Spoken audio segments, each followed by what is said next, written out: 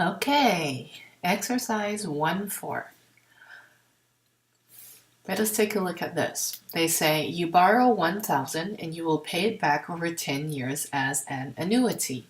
So you borrow 1,000 kroners at the beginning of the contract at time 0. Just working on drawing a time arrow here.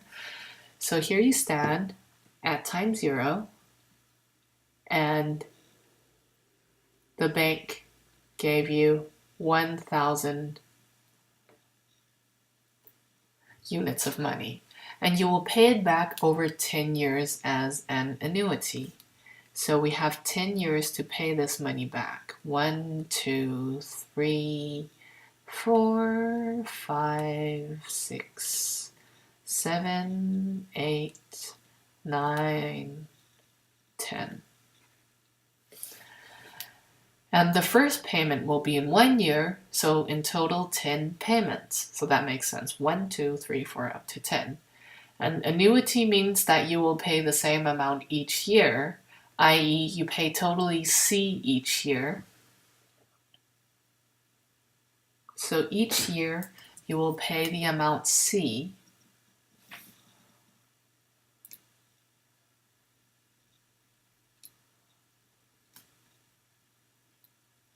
So what's the height of each of these bars? Yes, you got it. It is C. C, C, C, C. And they then say, well, this C has one part M of T, which is the part that goes to pay back on the loan, and R of T, which is the part that goes to pay back the interest. And the yearly interest is 4%, so 0.04. So any one of you who's tried to buy a house or buy a really expensive car or something, you know the drill here. The thing that happens is year 0, you borrow 1,000 kroner.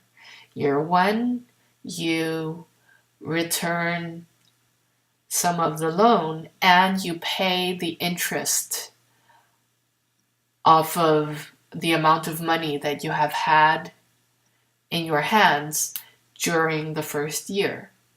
And in the second year, you will have less money left to pay back. So the interest that you pay that year will also be less and less and less for each year. So if we should think about which part of this that goes to pay back on the loan and which part of this is the interest that you pay for a year, then it's quite clear that the interest, if I denote that with a scary red color, the interest is actually a number that grows smaller and smaller and smaller and smaller and smaller because you pay interest off a smaller and smaller sum because you owe the people that you've borrowed money from less and less.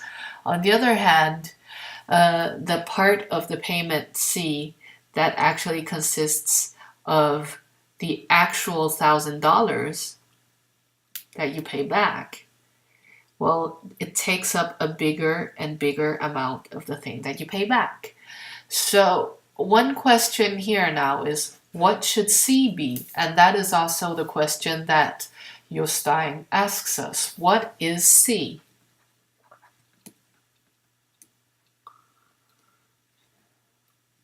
Okay. So let us try to look at this. We know that the present value at time 0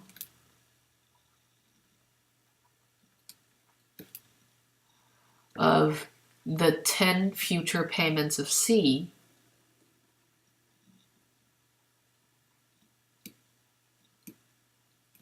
is equal to 1,000.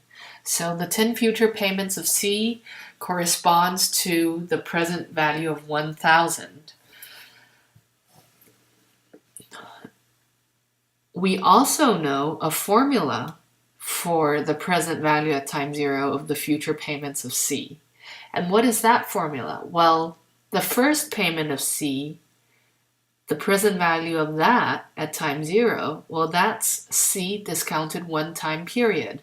So that is C multiplied by the discount factor V to the first. And the C that's paid in the second time period has present value C multiplied by, well, it's discounted 2 periods, so V to the second, and so on until C multiplied by V to the 10th. So what we have here is the sum over C multiplied by V to the S, where S ranges from 1 all the way up to 10. So the present value at time 0 of the 10 future payments of C is equal to 1,000. Also, it equals the following formula. So hence, 1,000 is equal to the sum S equal to 0 to 10 of C times V to the S.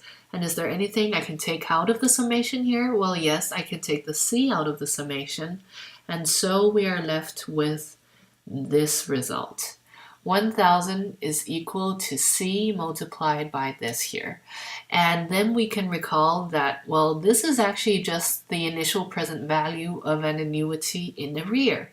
So this is equal to C multiplied by A10. And if you can recall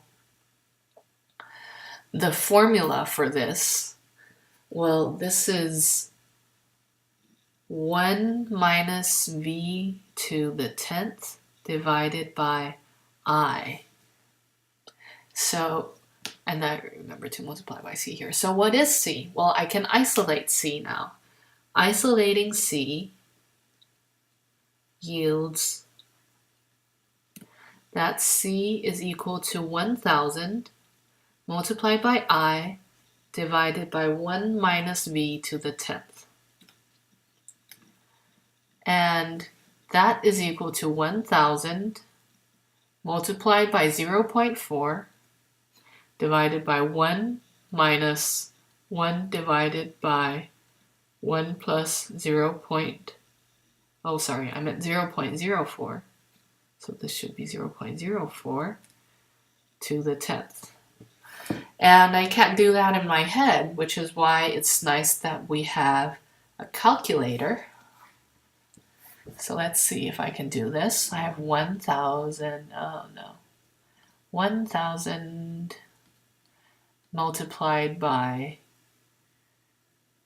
well, maybe it's better to just take 1,000 and divide it by that thing first. No. You know what? We're going to take this in Excel. Here. 1,000 multiplied by 0.04 divided by 1 minus 1 divided by 0.04 to the 10th. 0.04 to the 10th. These kinds of live demos never go that well. 1 plus. Here it is. Okay, that's great. So one last parenthesis.